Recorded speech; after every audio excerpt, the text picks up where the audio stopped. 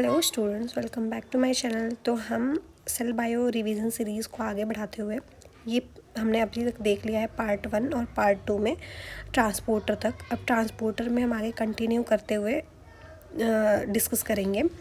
जैसे पिछले लेक्चर में हमने देखा, जो पार्ट 2 में मैंने अपलोड किया है उसमें हमने सारे ट्रांसपोर्ट को एक्सप्लेन कर लिया है, उसको डिस्कस कर लिया है। बेसिकली हम रिवाइज़ कर रहे हैं यहाँ पे। तो अब हम इसमें जैसे कि उसमें हमने एक्टिव ट्रांसपोर्ट में प्राइमरी एक्टिव ट्रांसपोर्ट देखा, उसमें अलग अलग टाइप देखा, उसमें एफ टाइप तक पढ़ लिया था। अब इसमें ABC को देखेंगे।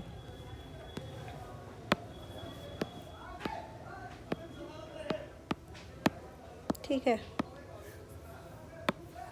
तो इसमें जो ABC ट्रांसपोर्टर है, अगर उसकी बात करें तो ये सबसे एंशिएंट ट्रांसपोर्टर है। ATP इसके पास क्या होता है, ATP बाइंडिंग कैसेट, मतलब इसका फुल फॉर्म है ABC का, ATP बाइंडिंग कैसेट ट्रांसपोर्टर। ठीक है, ABC ट्रांसपोर्टर 12 टाइम्स स्पैन करता है प्लाज्मा मेम्ब्रेन पे, और ये प्रेजेंट होता है बैक्टीरिया, प्लांट, एनिमल और ईस्ट के मेम्ब्रेन पे। अब ABC ट्रांसपोर्टर की जब डिस्कवरी हुई थी तो पता चला था कि इसमें MDR फेनोमेना देखने को मिलता है। MDR फेनोमेना मतलब मल्टीपल ड्रग रेजिस्टेंट फेनोमेना होता है। मतलब जहाँ पे मल्टीपल जो भी cells multiple drug resistance show करते हैं उसमें ABC का अमाउंट, मतलब ABC ट्रांसपोर्टर बहुत ज़्यादा पाया जाता है। ABC ट्रांसपोर्टर को हम पी ग्लाइकोप्रोटीन भी बोलते हैं। इसको हम आगे देखेंगे क्यों बोलते हैं, इसके स्ट्रक्चर की वजह से बोलते हैं। तो स्ट्रक्चर को हम देखें तो ABC का ट्रांसपोर्टर का स्ट्रक्चर ऐसे होता है कि ये प्लाज्मा मेम्ब्रेन है। ठीक, ये प्लाज्मा मेम्ब्रेन है, इसमें ये इसका स्ट्रक्चरल ऐसे इंटीग्रेटेड है।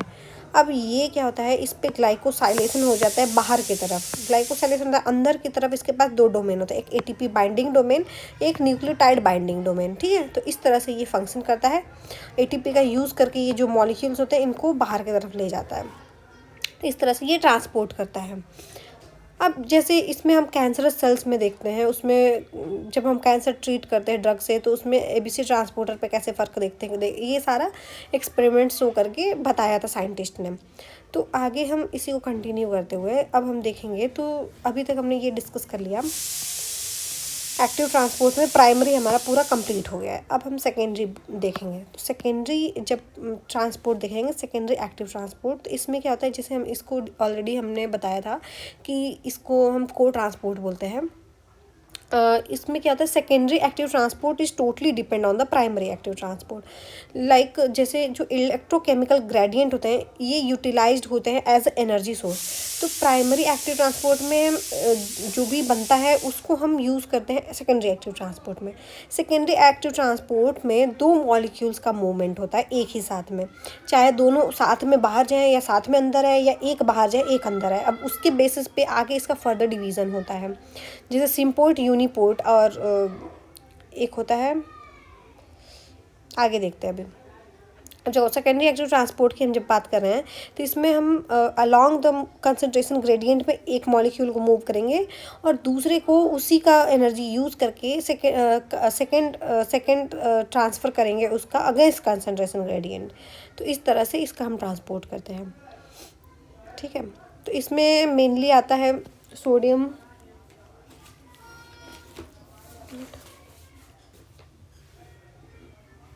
तो इसमें जो सिम्पोर्ट और एंटीपोर्ट दो तरह का होता है, एक यूनिपोर्ट होता है। हाँ, ये देखो तीन तरह का होता है, एक सिम्पोर्ट, एंटीपोर्ट और यूनिपोर्ट। यूनिपोर्ट में सिर्फ एक ही मॉलिक्यूल जाएगा, तो उसका हम सेकेंडरी ट्रांसपोर्ट में डिस्कस नहीं करेंगे क्योंकि हम यहाँ दो मॉलिक्यूल को साथ में ट्रांसपोर्ट करते हैं। तो यहाँ हम दो चीज़ें की बात करते हैं, सिम्पोर्ट और यूनिपोर्ट। सिम्पोर्ट मतलब एक दोनों एक ही डायरेक्शन में मूव कर रहे हैं, एंटीपोर्ट मतलब एक बाहर जा रहा है एक अंदर आ रहा है। अब जो सिम्पोर्ट होता है उसमें हम देखते हैं लैक्टोज परमिएज, पायरुवेट और सोडियम ग्लूकोज ट्रांसपोर्ट। तो ये तीन चीज़ें देखते हैं। और जो एंटीपोर्ट होता है मतलब एक बाहर एक अंदर जा रहा है, इसमें हम सोडियम और कैल्शियम देखते हैं।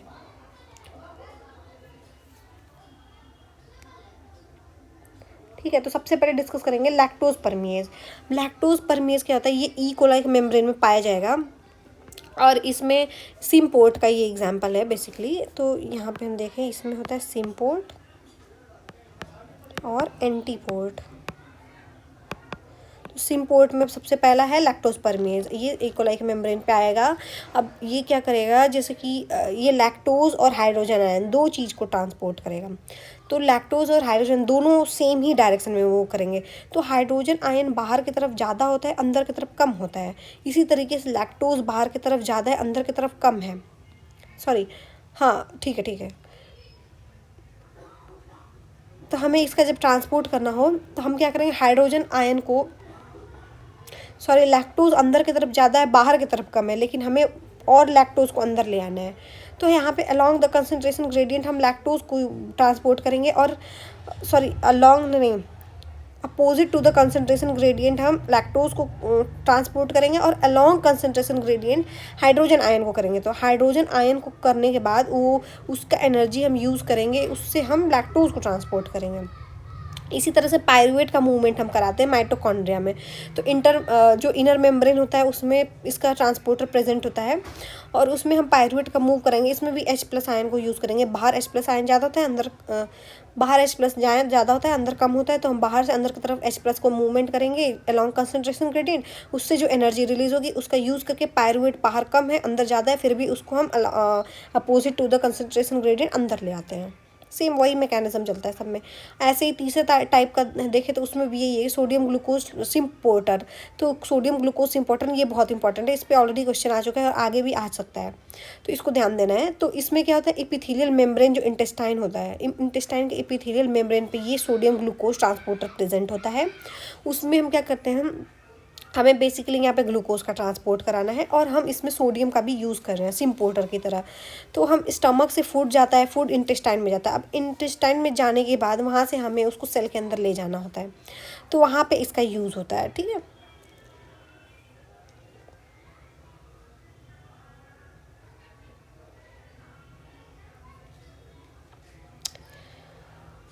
अब हमने सिम्पोर्टर कंप्लीट कर लिया। अब हम देखेंगे एंटीपोर्ट। एंटीपोर्ट में जैसा कि मैंने बताया कि सोडियम कैल्शियम का एंटीपोर्ट होता है। इसमें क्या होगा, ये ज़्यादातर जैसे कार्डियक ग्लाइकोसाइड जो होगा, इसका लोकेशन होता है कि कार्डियक पे ये ज़्यादातर होता है, ये वाला एंटीपोर्ट। कार्डियक मसल जो होते हैं ना, उसके प्लाज्मा मेम्ब्रेन पे होता है, मतलब हार्ट मसल पे होता है। तो हार्ट मसल पे ये एंटीपोर्टर्स प्रेजेंट होते हैं, सोडियम कैल्शियम वाले। और ये क्या करते हैं, सोडियम को हार्ट मसल के मेम्ब्रेन पे जो बाहर सॉरी एंडोप्लाज्मिक रेटिकुलम है, वहाँ से एंडोप्लाज्मिक नहीं, क्या बोल रही, एक्स्ट्रा सेलुलर मैट्रिक्स। तो सेल के जो बाहर वाला पार्ट है वहाँ पे हमारा सोडियम ज़्यादा है, और कैल्शियम भी ज़्यादा है।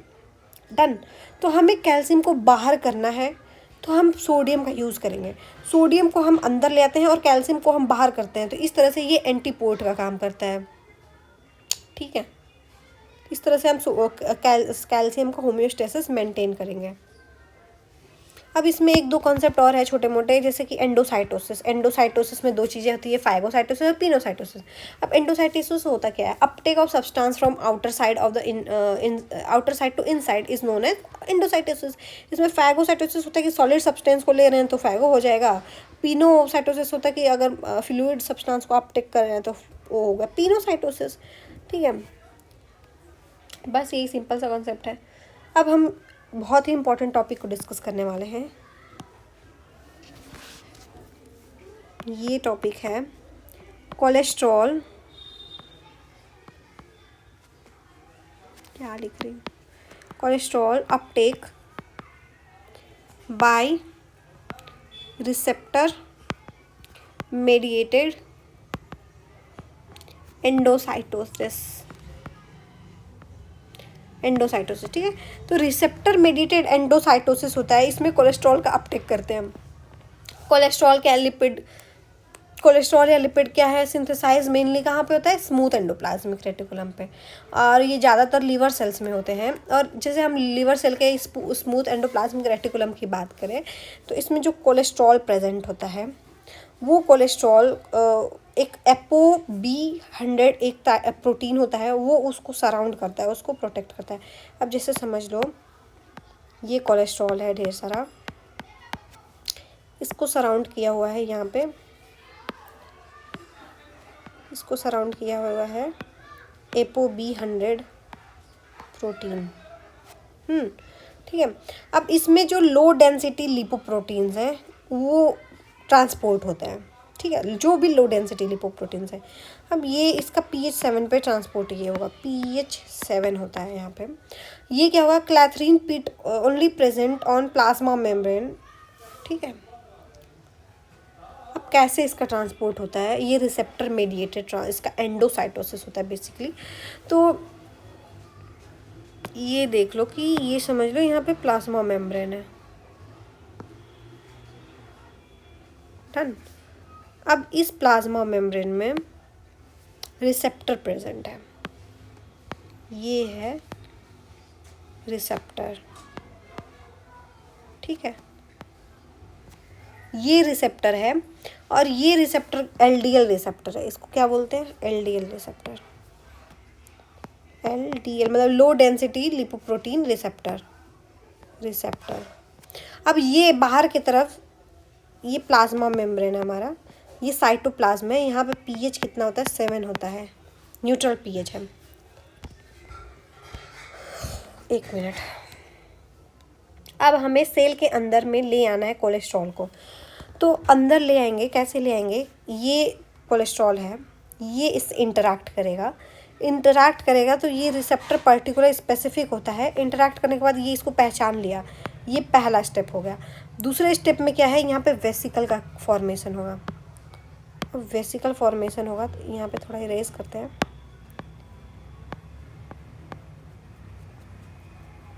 एंडोसाइटोसिस कराना है ना, तो इसको इसका जो वेसिकल है अंदर की तरफ ऐसे वेसिकल बना लेगा, ठीक है। तो अब ये यहाँ पे ऐसे एज यूजुअल रिसेप्टर प्रेजेंट वही है, इसको यहाँ पे नहीं ले गए हैं, उसी को दिखाने के लिए मैं इसको इधर साइड में बना रही हूँ, क्योंकि इसमें दोबारा बना नहीं सकते ना। अब देखो ये वही प्रेजेंट है एलडीएल, जिसके अंदर बहुत सारा कोलेस्ट्रॉल है, डन। अब ये इसको जब रिकॉग्नाइज करता है तो ये क्या बना लेगा, ये बना लेगा वेसिकल का फॉर्मेशन। अब जो वेसिकल का फॉर्मेशन होता है वो मेडिएटेड होता है यहाँ पे AP2 से, यहाँ पे होता है AP2 प्रोटीन। जब भी ये क्लैथरीन वेसिकल्स बनते हैं तो वहाँ पे AP2 प्रोटीन आ जाते हैं, ठीक है, अडेप्टर प्रोटीन 2। और ये जो मैंने ये पिंक से बनाया है ये है, एक तो ये है, ये AP2 है, और ये जो बनाया क्रॉस ये है क्लैथरीन आया और इसको कवर कर लेता है, क्लैथरीन से कोटेड बनता है वेसिकल बेसिकली। अब देखो आगे क्या होगा, आगे यहाँ पे ये वेसिकल यहाँ से क्लीव होगा, ठीक है, ये वेसिकल ऐसे बन गया और ये ऐसे क्लीव हो जाएगा, ये बाद में जाके यहाँ पे आगे क्लीव हो जाता है। और क्लीवेज के लिए क्या रेस्पॉन्सिबल है, ये उसी तरह से यहाँ पे ये डबल मेम्ब्रेन है ना, इसको डबल मेम्ब्रेन बना लेते हैं, सॉरी थोड़ा सा टाइम लग रहा है इसको स्ट्रक्चर को बनाने में।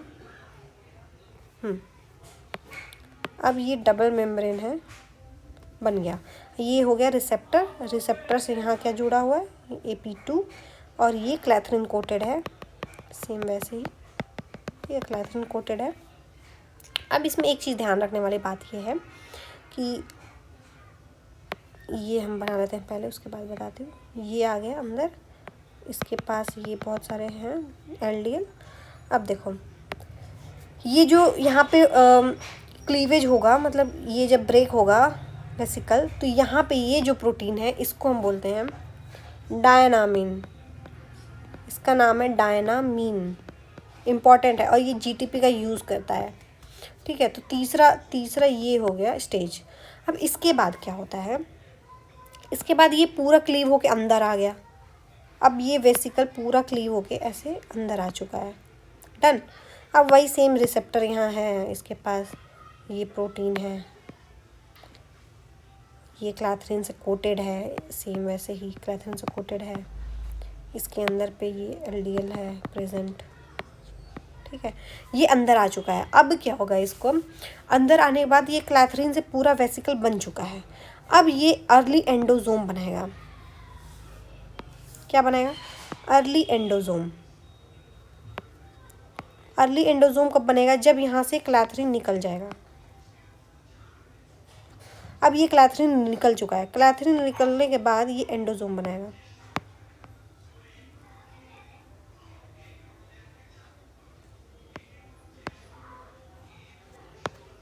ये बन गया एंडोसोम। वैसे ही इसके पास रिसेप्टर है, सब कुछ वैसे ही रहेगा, एडाप्टर प्रोटीन है और ये कैरी कर रहा है एलडीएल को, ठीक है। अब ये जब अर्ली एंडोसोम बना, ये क्या है, अर्ली एंडोसोम। इसके बाद ये लेट एंडोसोम बनेगा। अब लेट एंडोसोम ऐसे बनेगा, देखो ये है और ये वेसिकल बाहर की तरफ निकल चुका है, ये लेट एंडोसोम बन गया। ये भी डबल मेम्ब्रेन, डबल मेम्ब्रेन नहीं है, सिंगल ही है, मतलब डबल लेयर है। हाँ, तो अब क्या होता है, जब ये लेट एंडोसोम बनाता है तो ये जो वेसिकल है रिसेप्टर को छोड़ देंगे और यहाँ पे रिसेप्टर का रिट्राइवल होगा। कैसे होगा, ये रिसेप्टर यहाँ प्रेजेंट था मेम्ब्रेन पे, अडैप्टर प्रोटीन लगा रहेगा अभी भी, ठीक है। अब क्या होगा, ये वेसिकल अंदर आ जाएगा और ये रिसेप्टर को छोड़ देगा। अब ये रिसेप्टर यहाँ से क्लीव होगा, क्लीव होके रिसेप्टर का रिट्राइवल हो जाएगा, ये फिर से प्लाज्मा मेम्ब्रेन पे चला जाएगा, फिर से रिसेप्टर प्लाज्मा मेम्ब्रेन पे ये रिसाइकल हो गया। अब इसके बाद ये क्या था, ये था लेट एंडोसोम, लेट एंडोसोम। अब क्या होता है, ये लेट एंडोसोम लाइसोसोम से फ्यूज़ करेगा। जब ये लाइसोसोम से फ्यूज़ करेगा तो वहाँ पे एसिड हाइड्रोलेज प्रेजेंट होते हैं। अब ये क्या करेगा, लाइसोसोम से वो करेगा और यहाँ पे एसिड लाइसोसोमल ब्रेक होगा। यहाँ पे प्रेजेंट होते हैं एसिड हाइड्रोलेज जो एपोलिपो बोल रही हूँ, यहाँ पे क्या था, ApoB100, ये जो प्रोटीन था इसको ब्रेक कर देगा, इसको ब्रेक कर देगा। अब हमारे पास LDL, सिर्फ LDL बचा, ठीक है। LDL अब हमारे पास साइटोप्लाज्म में आ चुका है। तो इस तरह से कोलेस्ट्रॉल का अपटेक हो रहा है सेल के अंदर में, ठीक है। और ये रिसेप्टर मेडिएटेड है, काफ़ी इंपॉर्टेंट है ये अक्सर इससे क्वेश्चन आता है। 1 मिनट,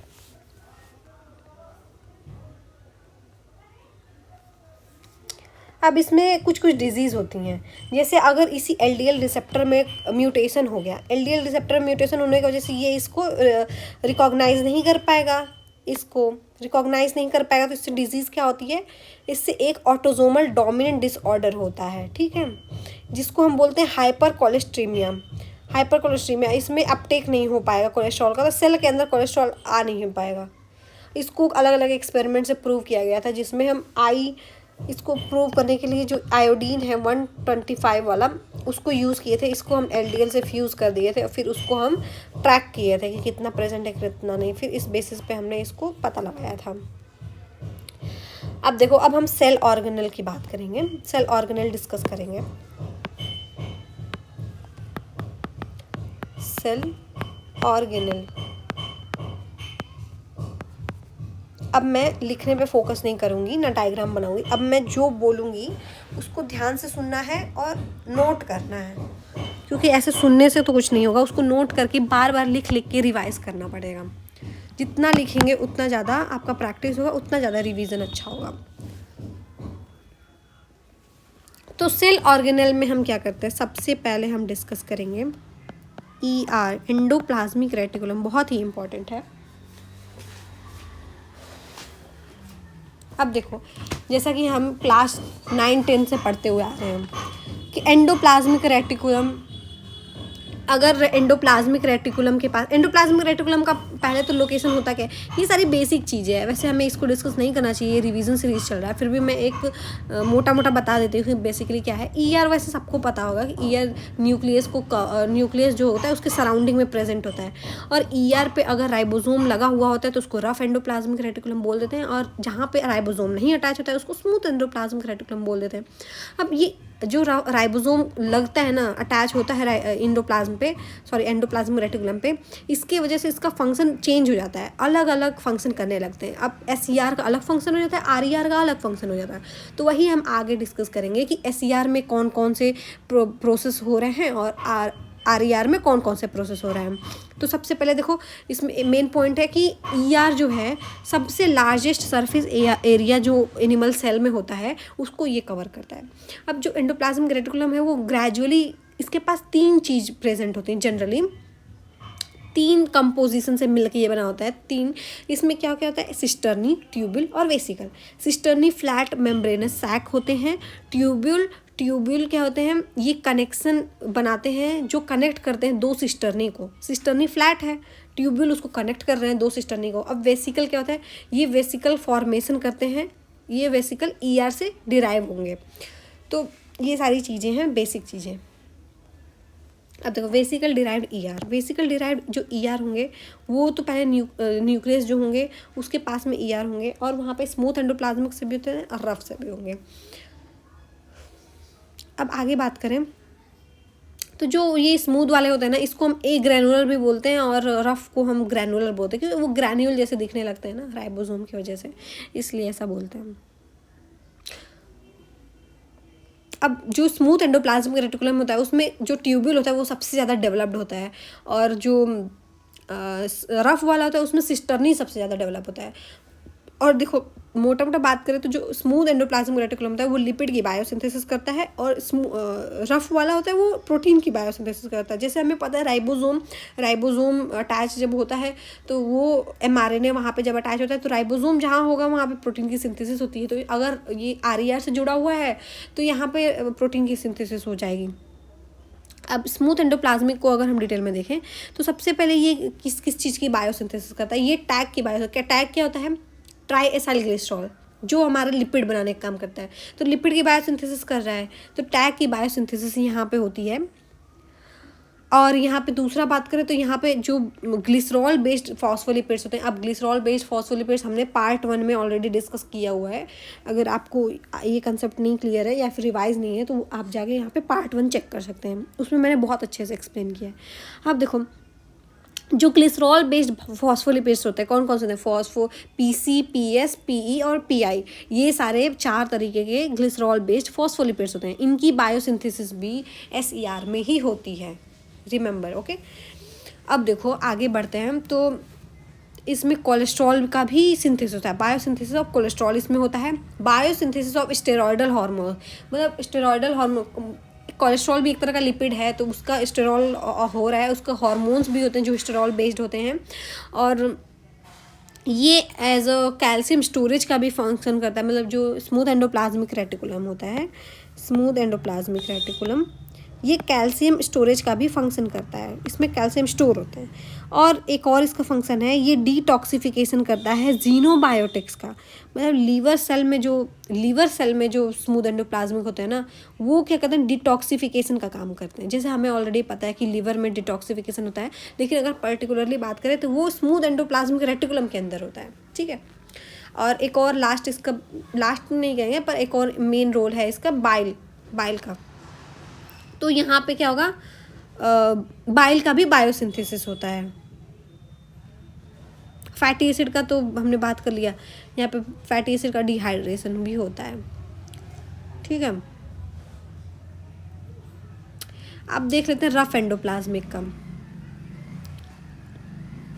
तो रफ एंडोप्लाज्मिक का क्या क्या रोल है, ये बायोसिंथेसिस करता है सिक्रीटरी प्रोटीन का। अब देखो प्रोटीन 2 तरह के होते हैं, अभी इसको आगे डिस्कस करेंगे। प्रोटीन 2 तरह के होते हैं, एक तो होते हैं साइटोसोलिक, दूसरे होते हैं सिक्रीटरी। तो जो सिक्रीटरी प्रोटीन होता है ना उनका बायोसिंथेसिस होता है रफ एंडोप्लाज्मिक रेटिकुलम में। रफ एंडोप्लाज्मिक रेटिकुलम में उनका सिंथेसिस होता है सिक्रीटरी वाले का, ठीक है। सिक्रीटरी वाले का तो इसको ऐसे याद कर सकते हैं कि जो सिक्रीटरी वाले प्रोटीन्स होते हैं वो उनका को ट्रांसलेशनल ट्रांसलोकेशन होता है, जिसको CTT शॉर्ट फॉर्म में बोलते हैं। तो को ट्रांसलेशनल ट्रांसलोकेशन का मतलब जैसे ये ट्रांसलेशन हो रहा है वैसे ही उसका ट्रांसपोर्ट हो रहा है। तो ये कैसे कब हो सकता है, अब देखो ट्रांसलेशन कब होता है प्रोटीन का, ट्रांसलेशन होता है राइबोसोम पे जब आरएनए बाइंड करता है। और हमें पता है कि रफ एंडोप्लाज्मिक रेटिकुलम क्या है, एंडोप्लाज्मिक रेटिकुलम जिसके पास राइबोसोम अटैच है। अब राइबोसोम जब रफ एंडोप्लाज्मिक रेटिकुलम के पास है तो वहाँ पे प्रोटीन की सिंथेसिस हो रही है, तो सिंथेसिस होने के साथ साथ वो तुरंत ईआर में वहाँ पे ट्रांसपोर्ट भी हो जाएगा। इससे ये याद रख सकते हैं जो सिक्रेटरी है, सिक्रेटरी का मतलब ही यही है कि ट्रांसपोर्ट हो रहा है उसका, जैसे जैसे वो बन रहा है वैसे वैसे ट्रांसपोर्ट रहा है, तो वो उसी जगह पे हो सकता है जहाँ पे राइबोसोम प्रेजेंट है। तो इस तरह से याद रख सकते हैं कि जो रफ एंडोप्लाज्मिक रेटिकुलम है वहाँ पे सिक्रेटरी प्रोटीन का बायोसिंथेसिस होगा, ठीक है। और एक चीज़ और है जो एन लिंक्ड ग्लाइकोसाइलेशन होता है, एन लिंक्ड ग्लाइकोसाइलेशन। अब ग्लाइकोसाइलेशन भी आगे हम पढ़ेंगे, ग्लाइकोसाइलेशन कैसे डिटेल में होता है। ग्लाइकोसाइलेशन दो तरह का होता है। ग्लाइकोसाइलेशन में यही होता है कि जो कार्बोहाइड्रेट्स है उनको हम अटैच कराते हैं प्रोटीन के ऊपर। तो इसमें दो तरीके का होता है, एक एन लिंक्ड होता है, एक ओ लिंक्ड होता है, ठीक है। तो जिसमें जो एन लिंक्ड वाला है वो रफ एंडोप्लाज्मिक रेटिकुलम पे होता है और जो ओ लिंक्ड वाला है वो गोल्जी में होता है। तो यहाँ पे रफ एंडोप्लाज्मिक में एन लिंक्ड ग्लाइकोसाइलेशन भी होता है, ठीक है। अगर इसको थोड़ा देख लें कि जैसे अभी तक हमने रफ एंडोप्लाज्मिक में दो फंक्शन देख लिए ना, एक तो बायोसिंथेसिस ऑफ सिक्रेटरी प्रोटीन। अब जो सिक्रेटरी प्रोटीन है उसका बायोसिंथेसिस कैसे हो रहा है, देखो जितना इसको बनाएंगे ना उतना याद होगा। ये mRNA है 5' से लेके 3', ठीक है। इस पे राइबोसोम अटैच है, ये स्मॉलर वाला है और ये इसका लार्जर वाला है। ये एक मिनट, ये स्मॉलर है, ये लार्जर है, डन। अब क्या होगा यहाँ से mRNA है, यहाँ पे ये रिकॉग्नाइज करता है, सीक्वेंस को रिकॉग्नाइज करता है और यहाँ पे ये तो हम डिटेल में वहाँ मॉल बायो में पढ़ लेते हैं कैसे ट्रांसलेशन होता है, इसको हमने डिस्कस करें। ये राइबोसोम है, ये पिंक वाला। अब क्या होगा कि ये ईआर से अटैच है, ये ईआर है, समझ लो ये ईआर के मेम्ब्रेन है, उस पर ये अटैच है। अब इसी जब ये ईआर पे अटैच होता है तो इसको साथ साथ में जैसे जैसे यहाँ से ये mRNA जैसे जैसे प्रोटीन बनता है वैसे वैसे इसका ट्रांसपोर्ट भी होने लगता है अंदर। अब इसमें कुछ कुछ प्रोटीन्स इन्वॉल्व हैं, जैसे एसआरपी प्रोटीन। अब यहाँ पे एक एसआरपी प्रोटीन होता है, ये एसआरपी प्रोटीन क्या करेगा, एसआरपी प्रोटीन एसआरपी का पहले फुल फॉर्म होता है सिग्नल रिकॉग्निशन पार्टिकल, जिससे के नाम से ये हमें पता चल रहा है कि ये सिग्नल कुछ कुछ प्रेजेंट होंगे, कि इसमें सिग्नल प्रेजेंट होंगे। सिग्नल प्रेजेंट होते हैं, ये जो बनने वाला प्रोटीन है समझ लो यहाँ पे कुछ सिग्नल प्रेजेंट है, इसको ये एसआरपी रिकॉग्नाइज कर लिया। रिकॉग्नाइज करने के बाद इसको पता चलता है कि इसको कहाँ पे ट्रांसपोर्ट करना है। अब मान लो कि ये जो सिग्नल है, ये सिग्नल बोल रहा है कि इसको ईआर में जाना है। सिग्नल क्या होते हैं, कुछ कुछ अमीनो एसिड्स होते हैं पर्टिकुलर जो स्पेसिफिक होते हैं हर एक ऑर्गेनल में ट्रांसपोर्ट होने के लिए। समझ लो इसके पास जो सीक्वेंस था, जो अमीनो एसिड प्रेजेंट है, वो बता रहे हैं कि इसको ईआर में जाना है। अब ईआर तो यहाँ पे है, तो ईआर में कैसे जाएगा। अब एसआरपी ने इसको रिकॉग्नाइज किया, एसआरपी ने रिकॉग्नाइज किया, अब इसको ये अंदर ट्रांसपोर्ट करेगा। अब कैसे ट्रांसपोर्ट करेगा, इसके पास जो मेम्ब्रेन होता है ईआर का, ये ईआर का मेम्ब्रेन है, समझ लो ईआर का मेम्ब्रेन है। ईआर के मेम्ब्रेन पे कुछ ट्रांसलोकोन प्रेजेंट होते हैं, इसको ट्रांसलोकोन बोलते हैं। ये ट्रांसलोकोन क्या करेंगे, यहाँ पे राइबोसोम है, एक मिनट इधर ही बना लेते हैं, समझ लो ये एक मिनट, ये है मेम्ब्रेन, ठीक, मेम्ब्रेन नीचे होगा, ये मेम्ब्रेन है और ये एसआरपी है और ये राइबोसोम ने यहाँ पे रिकॉग्नाइज किया हुआ है। यहाँ से ये रिकॉग्निशन होगा और ये अंदर आएगा, ठीक है। अब जब एसआरपी यहाँ पे प्रेजेंट है तो यहाँ पे मेम्ब्रेन पे इसका अपोजिट प्रेजेंट होता है एसआरपी रिसेप्टर। कैसे रिकॉग्नाइज करेगा, रिसेप्टर होगा तभी तो रिकॉग्नाइज करेगा। ये एसआरपी रिसेप्टर एसआरपी को रिकॉग्नाइज करता है और यहाँ से अटैच हो जाता है। अटैच होने के बाद ये प्रोटीन को अंदर की तरफ ट्रांसलोकोन, यहाँ पे ट्रांसलोकोन है, इसके थ्रू ये अंदर की तरफ इसको ले आता है प्रोटीन को। प्रोटीन अंदर आते हुए डिग्रेड ना हो जाए इसलिए इस पर बहुत सारे चैपरोन्स बाइंड हो जाते हैं। चैपरोन्स कुछ कुछ जो होते हैं जैसे बिप और ये एटीपी का यूज़ करता है बिप। ये HSP70 फैमिली बिलोंगिंग प्रोटीन है, ये हाइड्रोफोबिक अमीनो एसिड से बनते हैं। इतना डिटेलिंग बहुत है। अब आगे देखेंगे जो एन लिंक्ड ग्लाइकोसाइलेशन की मैं बात कर रही थी। अब एन लिंक्ड ग्लाइकोसाइलेशन को अगर हम देख लें, ये सारे इंपॉर्टेंट है इसीलिए मैं इसको डिस्कस कर रही हूँ, वरना ये इतना डिटेल में मैं करती नहीं क्योंकि ये रिवीजन सीरीज चल रहा है। पर देखो ये है मेम्ब्रेन, ठीक है। ये मेम्ब्रेन है, किसका मेम्ब्रेन है? RER का, RER का मेम्ब्रेन है। ये साइटोसोलिक पार्ट है और ये ल्यूमेन है ER का। अब यहाँ पे ट्रांसलोकोन प्रेजेंट है, ठीक है, ट्रांसलोकोन तो प्रेजेंट है। अब वही जैसे हमने बात किया पिछले में, जैसे देखा कि ट्रांसपोर्ट कैसे हो रहा है, तो देखो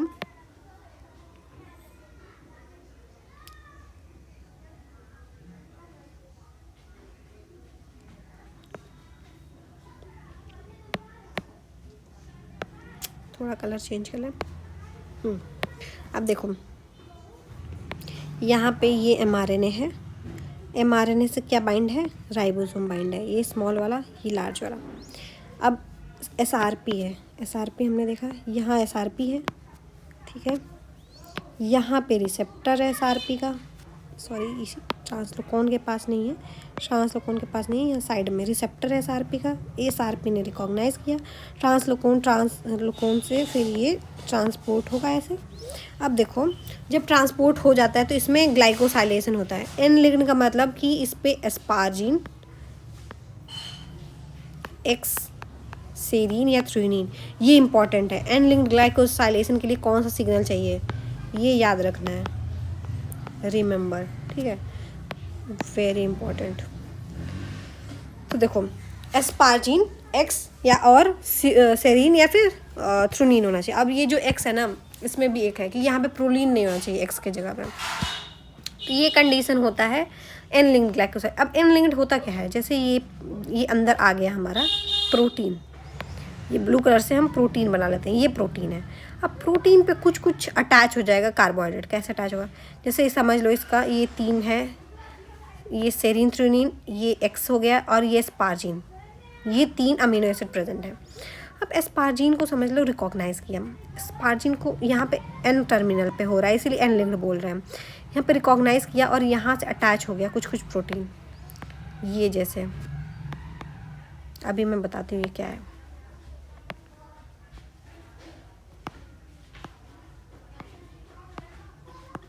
ठीक है, तो कितने मॉलिक्यूल, 1 2 3 4 5 6 7 8 9 10 11, टोटल 12 होते हैं ना। एक यहाँ पे ये भी होता है, 1 मिनट, एक यहाँ होता है, हाँ।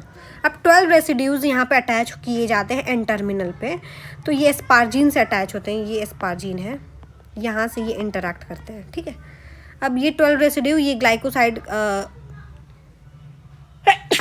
सॉरी यहाँ पे 2 एंजाइम इन्वॉल्व होते हैं, ग्लाइकोसाइडेज सेकेंड और ग्लाइकोसाइडेज फर्स्ट।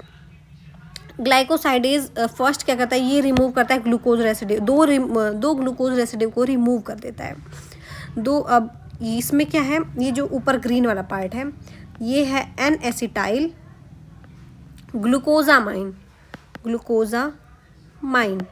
ठीक है। ये कितने हो गए, ये 2 हो गए। अब इसके बाद हम देख रहे हैं ये कितने हैं, 9 क्या है, मैनोज, 9 होता है मैनोज, ये मैनोज 9 हो गए। अब जो नीचे एक लगाया हुआ है ये एक क्या है, ये है ग्लूकोज। अब आगे अब इसके बाद इसमें 2 ग्लूकोज और जुड़ जाते हैं, यहाँ पे 2 ग्लूकोज और जुड़ जाते हैं, ठीक है। अब ये जो ग्लूकोज 2 और जुड़ते हैं ना, ये अभी नहीं जुड़ते, यहाँ पे मेम्ब्रेन पे एक चीज़ और होता है, ये मेम्ब्रेन पे ये क्या है, इसको हम बोलते हैं ओलिगोसैकेराइल ट्रांसफरेज, ओलिगोसैकेराइल ट्रांसफरेज, ये मेम्ब्रेन पे प्रेजेंट होता है। और एक और चीज़ यहाँ पे प्रेजेंट होती है, ये एक ऐसे स्ट्रक्चर प्रेजेंट होता है, ठीक है। अब ये क्या है, इसको बोलते हैं, यहाँ पे फॉस्फेट प्रेजेंट होता है, 2 फॉस्फेट, ठीक है। इसको हम बोलते हैं डॉलिकोल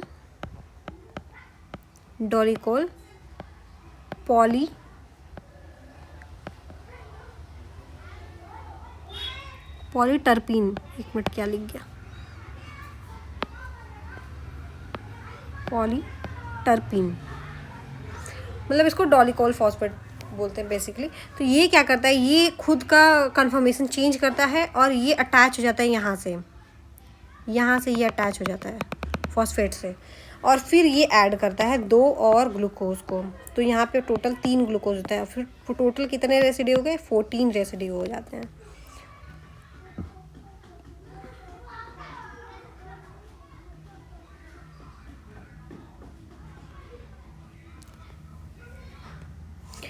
देखो अगर मैं इसको पूरा फिर से एक्सप्लेन करूँ तो हो क्या रहा है इसमें। सबसे पहले तो ये 5' से 3' ये mRNA है। mRNA कहाँ पे अटैच है, RER के मेम्ब्रेन पे लगे हुए राइबोसोम से अटैच हुआ। वहाँ पे राइबोसोम यहाँ पे सिंथेसिस हुई प्रोटीन की सिंथेसिस SRP जो SRP है, SRP रिसेप्टर SRP को रिकॉग्नाइज किया। इसने प्रोटीन को ट्रांसलोकोन के थ्रू अंदर ले आया, ल्यूमेन में RER के ल्यूमेन में ले आया। इसके बाद ये यहीं पे प्रेजेंट रहता है RER के ल्यूमेन में ही। सबसे पहले ये हुआ, उसके बाद क्या, वो जैसे अंदर आया तो यहाँ पे ओलिगोसैकेराइड ट्रांसफरेज ये क्या करता है, ये एक्टिव हो जाता है। ये डोलिकोल पॉलीटर्पिन्स को इसका कन्फर्मेशन चेंज करता है और ये इसका कन्फर्मेशन चेंज करके इसको उल्टा कर देगा, जिससे इसका फॉस्फेट वाला जो पार्ट है ना वो ल्यूमन के अंदर एक्सपोज हो जाएगा। ल्यूमन के अंदर एक्सपोज होने के बाद ये क्या करेंगे, यहाँ से अटैच हो जाएंगे ये जो भी कार्बोहाइड्रेट के ये रेसिड्यूज़ हैं, जैसे एनेस्टाइल ग्लूकोजामाइन, 2 अटैच हो जाएंगे यहाँ से, यहीं से सिंथेसिस स्टार्ट होगी। ये है दूसरा स्टेप। और यहाँ से सिंथेसिस स्टार्ट होगी तो सबसे पहले ये सब पूरा स्ट्रक्चर इतना बन जाएगा 14 यूनिट। फिर 14 यूनिट जैसे ही बन जाएगा तो इसको हम ट्रांसपोर्ट कर देंगे एस्पार्जीन रेसिड्यू पे, जो एन टर्मिनल पे प्रेजेंट होता है प्रोटीन जो हमने अंदर लाया। तो ये तीसरा स्टेप है।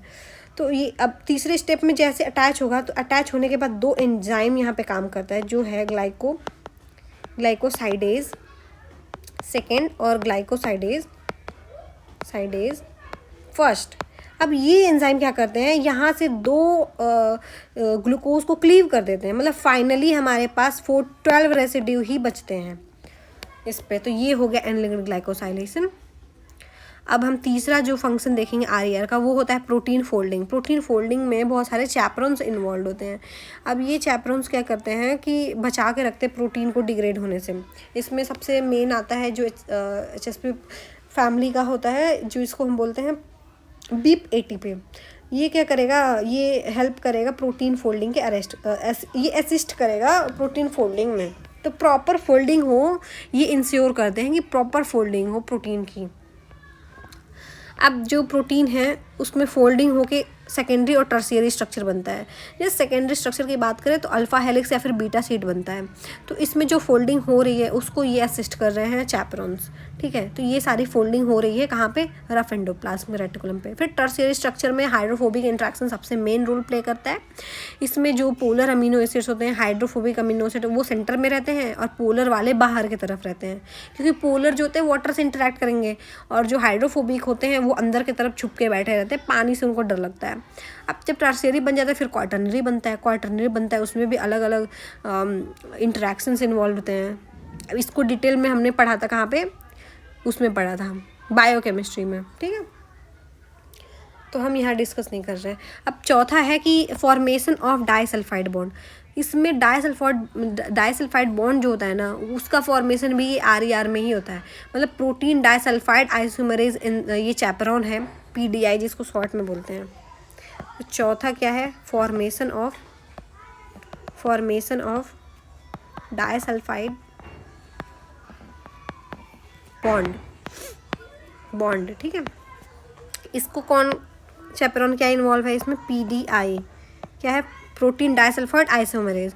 ये क्या करता है, change location of disulphide bond का लोकेशन चेंज कर रहा है। ये इनकरेक्ट डाइसल्फाइड बॉन्ड जो होगा उसको ये ब्रेक करेगा और करेक्ट तरीके से जिस जगह पे उसको करेक्टली बॉन्ड बनाना है वहाँ पे डाइसल्फाइड बॉन्ड बनाएगा। तो इस तरह से ये मिस फोल्डिंग को बचाते हुए ये प्रॉपर फोल्डिंग कराने में हेल्प करता है। अब पांचवा जो है ये है प्रोलाइल सिस ट्रांस आइसोमराइजेशन, ठीक है। इसमें जो इन्वॉल्व है चैपरॉन उसको बोलते हैं प्रोलाइल सिस ट्रांस आइसोमरेज, ठीक है। ये क्या करता है, ये क्या करता है, जो अमीनो एसिड है जिसमें सिस प्रेजेंट है वहाँ पे जो पेप्टाइड बॉन्ड बनता है उसमें सिस क्या करता है, किंक इंड्यूस कर रहा है। तो ये वहाँ पे चैपरॉन एक्ट करता है और ये आइसोमराइज करता है। अब इसका एक्सेप्शन प्रोलीन पे ये नहीं काम करता है। अब देखो छठवां इसका पॉइंट है, छठवां रोल क्या है RER का, ये क्वालिटी कंट्रोल करता है। अब क्वालिटी कंट्रोल कैसे करता है, ये क्या कर रहा है, क्वालिटी कंट्रोल। क्वालिटी कंट्रोल कैसे कर रहा है? 2 इसमें इन्वॉल्व होते हैं, एक कैलनेक्सिन, दूसरा होता है कैलरेटिकुलिन। ये आपने बहुत बार इसका नाम सुना होगा, अक्सर ये पूछा जाता है एग्जाम में, कैलरेटिकुलिन। अब ये दोनों हैं क्या? ये मेम्ब्रेन, ये कैलनेक्सिन जो है, एक मिनट सॉरी, जो ये कैलनेक्सिन है ना, ये मेम्ब्रेन चैपरॉन है, मेम्ब्रेन पे प्रेजेंट, दोनों ही सैपरॉन ही है, पर ये मेम्ब्रेन पे प्रेजेंट है। और ये कैलरेटिकुलिन कहाँ है? ये सॉल्यूबल है, मतलब कि सॉल्यूबल है, मतलब ईयर के ल्यूमेन में प्रेजेंट होगा।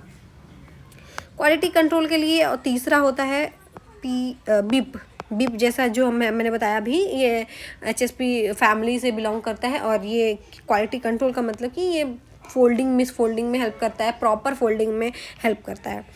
अब अभी हमने डिस्कस किया पीडीआई भी प्रॉपर फोल्डिंग करा रहा है। और चौथा है सेंसरी प्रोटीन, कुछ सेंसरी प्रोटीन्स होते हैं, ये भी इन्वॉल्व होते हैं प्रॉपर फोल्डिंग कराने में, ठीक है।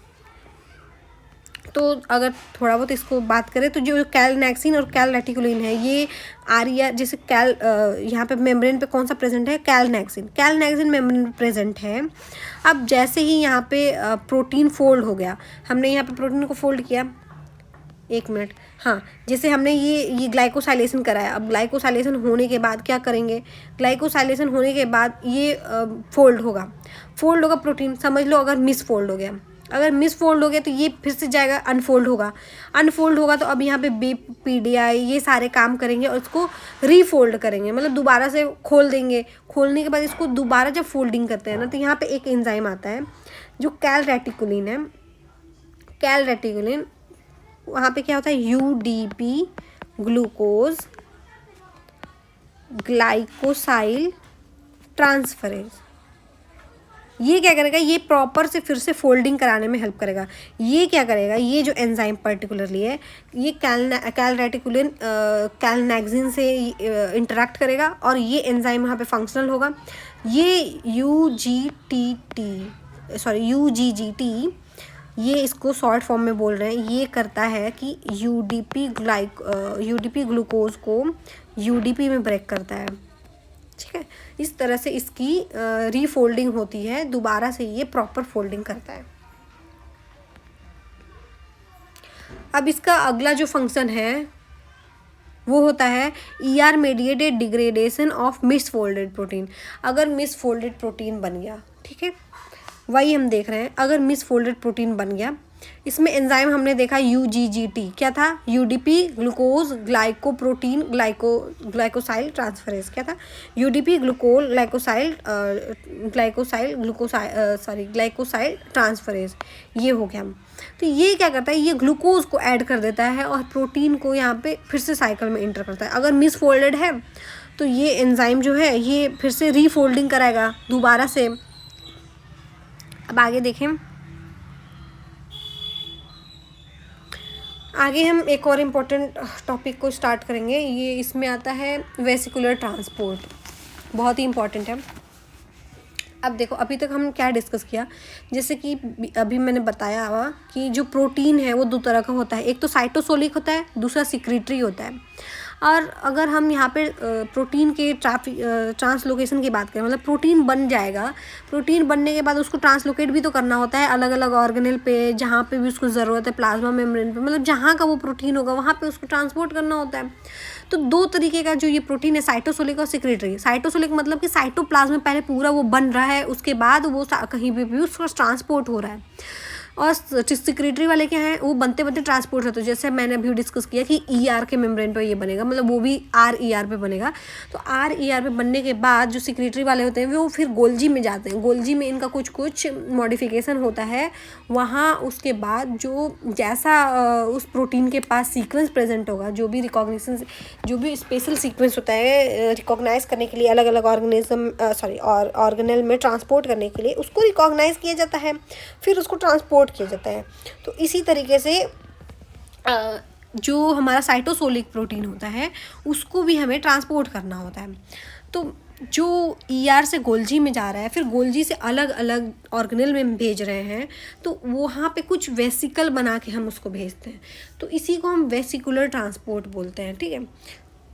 तो वेसिकुलर ट्रांसपोर्ट में होता क्या है, वेसिकुलर ट्रांसपोर्ट में सबसे पहले प्लाज्मा मेम्ब्रेन है, प्लाज्मा मेम्ब्रेन है।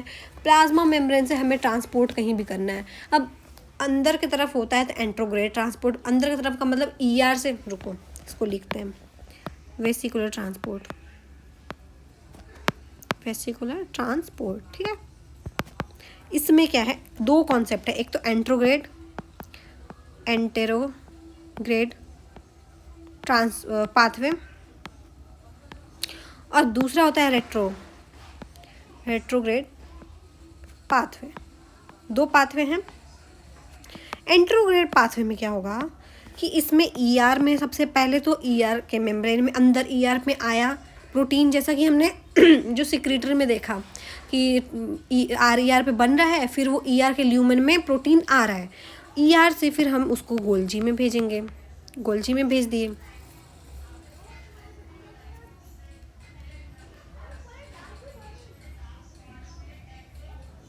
ईआर से गोल्जी में भेजे। अब गोल्जी में क्या क्या होता है, बहुत सारा होता है ना, सिस ट्रांस, ये सारा, तो सिस ट्रांस को सबको क्रॉस करते हुए ये फिर से जाता है प्लाज्मा मेम्ब्रेन पे, प्लाज्मा मेम्ब्रेन पे जाता है।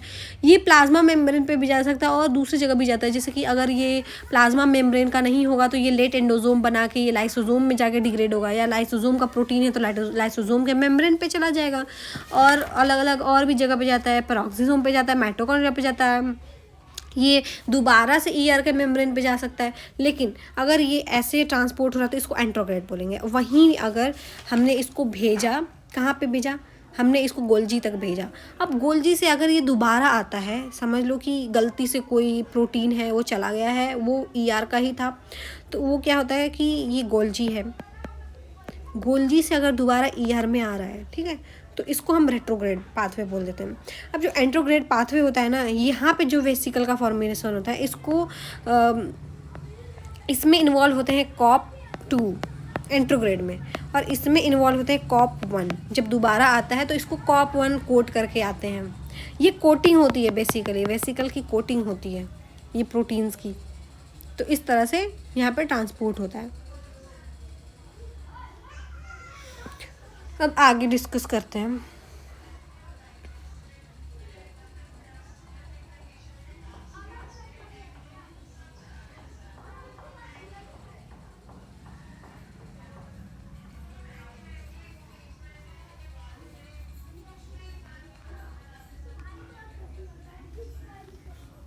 अब ये जो वेसिकल का ये फॉर्मेशन होता है ना, इसका मॉलिक्यूलर मैकेनिज्म है, काफ़ी ये डिटेल में होता है। अगर मोटा मोटा बात करें तो जो ईआर का प्लाज्मा मेम्ब्रेन है, अगर हम एंट्रोग्रेड पाथवे देख रहे हैं तो वहाँ से वेसिकल अगर बन रहा है, तो वहाँ से वेसिकल बन रहा है, तो सबसे पहले कैसे बनता है वेसिकल, यहाँ पे कुछ स्नेयर इन्वॉल्व होते हैं। यहाँ पे वी स्नेयर और टी स्नेयर होता है। टी स्नेयर मतलब टारगेट मेम्ब्रेन। जैसे कि हम अगर एंट्रोग्रेड की बात करें तो ईआर से हम गोल्जी पे भेज रहे हैं, तो जो गोल्जी का मेम्ब्रेन होगा वहाँ पे जो स्नेयर प्रेजेंट होंगे उनको हम बोलते हैं टी स्नेयर, क्योंकि उस वहाँ पे हमारा टारगेट है, तो टारगेट मेम्ब्रेन का जो स्नेयर होगा उसको टी स्नेयर बोल देंगे। और ईआर से हम वेसिकल बना के भेज रहे हैं, तो ईआर वाले पे जो मेम्ब्रेन पे जो स्नेयर होंगे उसको वी स्नेयर मतलब वेसिकल फॉर्मिंग स्नेयर, तो उसको वी स्नेयर बोल देंगे। अब ये दोनों आपस में ना इंटरैक्ट करते हैं और इस तरह से वेसिकल का ट्रांसपोर्ट होता है, ठीक है। तो सबसे पहले तो क्या होगा, ईआर का मेम्ब्रेन होगा, वहाँ से जब स्टार्ट होगा मेम्ब्रेन अंदर की तरफ नहीं, इसको हम बाहर भेज रहे हैं, तो बाहर की तरफ ये ऐसे मेम्ब्रेन ऐसे बाहर की तरफ ऐसे हो जाएगा, ठीक है। जब ऐसे होगा तो यहाँ पे कुछ प्रोटीन आके कोट कर लेंगे। अगर वो एंट्रोग्रेड है तो COP2 वाले आके यहाँ पे कोट कर लेंगे, कोटिंग कर लेंगे, और फिर जब ऐसे वेसिकल अंदर की तरफ निकल जाएगा, लार्ज हो जाएगा, बाहर की तरफ, तो उसके बाद हम क्या करते हैं, यहाँ से इसको ब्रेक कर देते हैं। और ब्रेक करने के लिए जैसे हमने पहले भी देखा कि कौन सा प्रोटीन इन्वॉल्व होता है, यहाँ पर डायनामीन, तो वो ब्रेकिंग करता है। अब इसके अंदर हमारे जो कार्गो प्रोटीन है जिसको हम ट्रांसपोर्ट करा रहे हैं, वेसिकल के अंदर कुछ कार्गो प्रोटीन होंगे ना जिसको हम ट्रांसपोर्ट कराना है, प्रोटीन जो हमारे ईयर के अंदर बन गए उसको हम ट्रांसपोर्ट करेंगे, तो ये इससे कोटेड यहाँ पे प्रेजेंट होता है, और इसके मेम्ब्रेन पे रिसेप्टर प्रेजेंट होता है, और ये यहाँ पे जीटीपी का यूज़ करता है।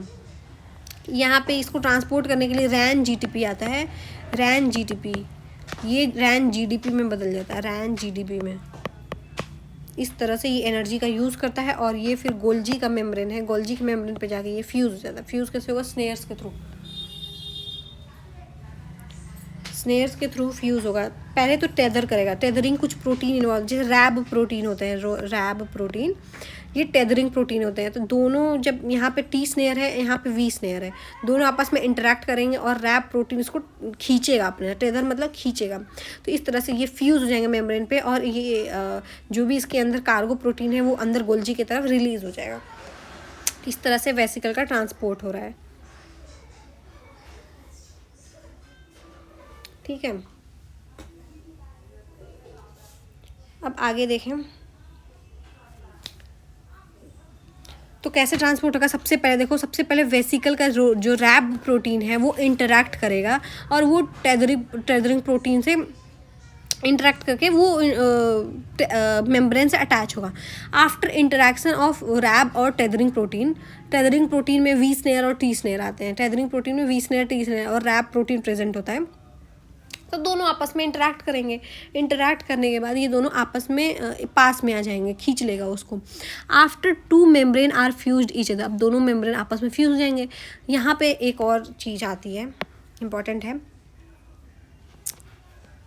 यहाँ पे आता है SNA, SNA25 एंड SNF। ये क्या होता है?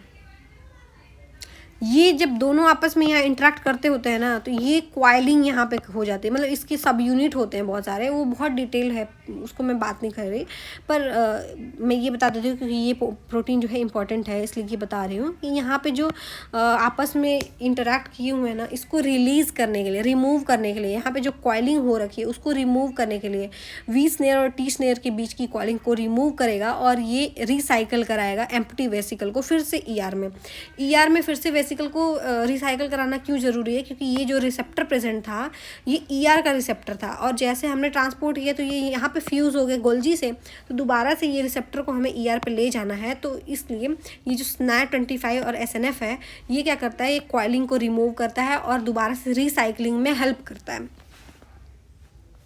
ठीक है, अब मेम्ब्रेन प्रोटीन पे जो सिंथेसिस हो रही है, जैसे ट्रांस मेम्ब्रेन प्रोटीन की सिंथेसिस है, तो एनी प्रोटीन वो won't become a part of plasma membrane, Golgi membrane या फिर lysosomal membrane that first must be become the part of ER membrane।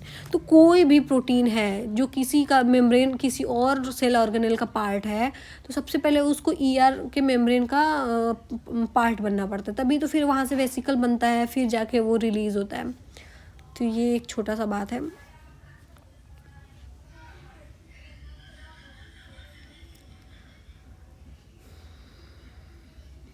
अब जो मेम्ब्रेन प्रोटीन्स होते हैं ना, वो बहुत अलग अलग टाइप के होते हैं, टाइप 1, 2, 3, 4।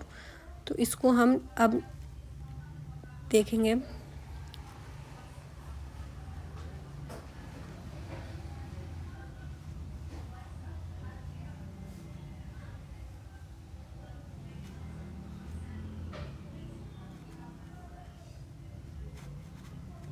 ठीक है, तो ये टाइप वाले प्रोटीन को देख लेते हैं, ये भी इंपॉर्टेंट है, कभी कभी इससे भी क्वेश्चन बन जाता है। अब देखो टाइप 1,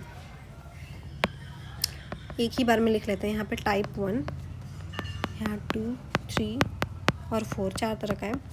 टाइप 1 जो है ये क्या है? इसमें NH3 प्रेजेंट होगा।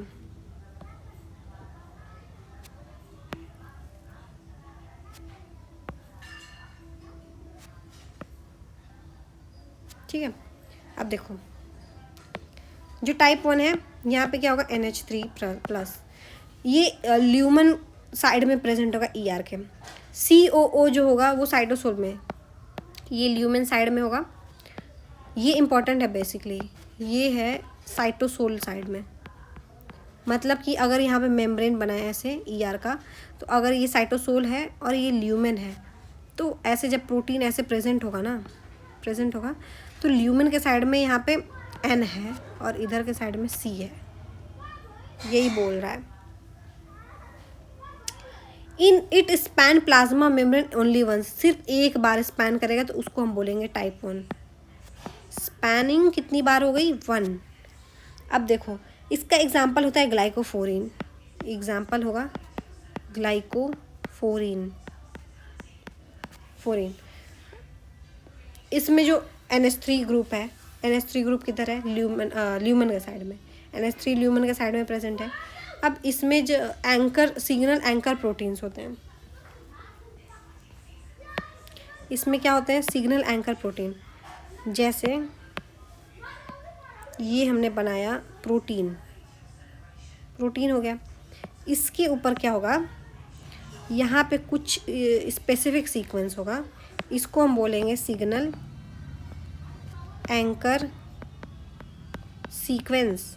ठीक है, इसके आजू बाजू इधर और इधर, इस साइड में नेगेटिव साइन है, इधर पॉजिटिव है, मतलब यहाँ पे बेसिक अमीनो एसिड प्रेजेंट है, बेसिक अमीनो, और यहाँ पे एसिडिक अमीनो एसिड प्रेजेंट है। अब देखो जो साइटोसोल के साइड में है वो C टर्मिनल है, तो C टर्मिनल की तरफ बेसिक अमीनो एसिड प्रेजेंट होता है, तो हमारा ये यहाँ पे C टर्मिनल किधर हो गया, इस हिसाब से C टर्मिनल ये हो गया। और जो ल्यूमन साइड है वहाँ पे एसिडिक प्रेजेंट, तो ये N टर्मिनल हो गया। ठीक है, ये क्यों हम ऐसा बोल रहे हैं, क्योंकि जो हमने यहाँ पे बनाया है, ये बनाया है ना, इसमें क्या होता है कि जो ल्यूमन साइड होता है उधर पॉजिटिव चार्ज होता है, और जो साइटोसोल साइड होता है उधर नेगेटिव चार्ज होता है। तो जब जब N टर्मिनल को अंदर आना है तो उसको नेगेटिव साइड अंदर होना चाहिए ना, तभी तो वो पॉजिटिव से इंटरेक्ट करेगा, इसलिए ऐसा होता है। अब टाइप 2 देखें, टाइप 2 क्या है, टाइप 2 में इसका एग्जाम्पल है, ट्रांसफेरिन रिसेप्टर। जो ट्रांसफेरिन रिसेप्टर है वो टाइप 2 वाला होता है। ये इसमें ये कितने बार स्पैन करते हैं, ये भी एक ही बार स्पैन करते हैं। इसमें सिग्नल पेप्टाइड जो होगा वो क्लीव नहीं होगा, इसमें तो क्लीव हो जाता है, इसमें क्लीव नहीं होता है, इसमें क्लीव नहीं होता है। सिग्नल पेप्टाइड उसी में रिटेन्ड होगा, इसमें भी क्लीव नहीं होता है, फर्स्ट वाले में भी नहीं, इसमें क्लीव होता है, सॉरी ये क्लीव होता है, सिग्नल पेप्टाइड क्लीव होता है, इसमें क्लीव नहीं होता है, सिग्नल नॉट क्लीव। ठीक है, इसमें जो N टर्मिनल होगा वो साइटोप्लाज्म की तरफ होगा, और उल्टा हो जाएगा, मतलब कि C जो होगा वो ल्यूमेन की तरफ हो जाएगा। अब आप लोग बताएं कि अगर ऐसा हो तो जस्ट इसका अपोजिट हो जाएगा, क्या हो जाएगा, यहाँ सिग्नल सीक्वेंस है, अब हमें पॉजिटिव और नेगेटिव चार्ज बनाना है। अब ये पॉजिटिव है, ये नेगेटिव है, अब हमें ये बताना है कि किधर C होगा किधर N होगा। अब जैसे हमने अभी बताया कि जो N टर्मिनल है वो साइटोप्लाज्म की तरफ तो साइटोप्लाज्म की तरफ नेगेटिव चार्ज होता है, तो हमें बाहर की तरफ पॉजिटिव करना होता है, तो इधर N करना होगा और इधर C करना होगा। ठीक है,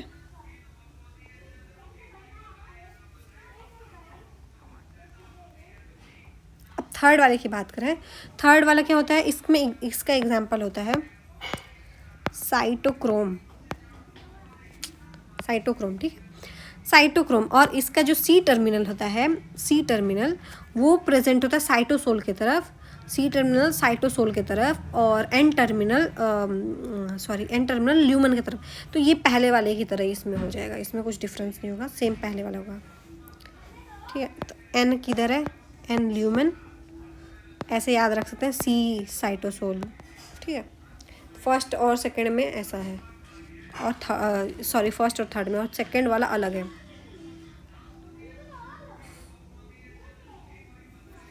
इसका स्पैनिंग एक ही बार होता है, ये भी सिंगल स्पैनिंग है, और ये नॉट क्लीव, इसका भी क्लीव नहीं होता। अब फोर्थ वाला देखेंगे, फोर्थ क्या होता है, ये इंपॉर्टेंट है, ये ट्रांस मेम्ब्रेन प्रोटीन होते हैं, ट्रांस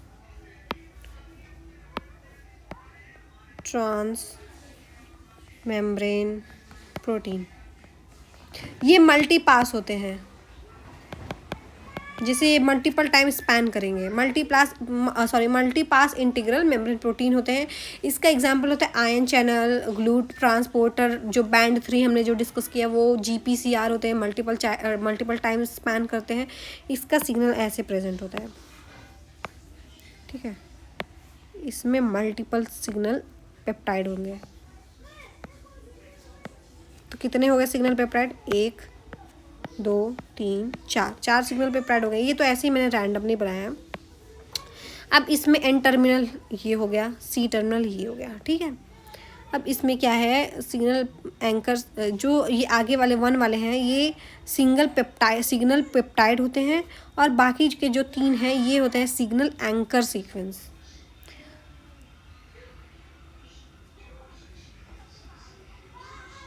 तो इसमें जो एन टर्मिनल होगा ये ल्यूमेन के साइड होगा, सिर्फ डिफरेंस होता है सेकेंड वाले में, और ये होता है साइटोसोल के साथ।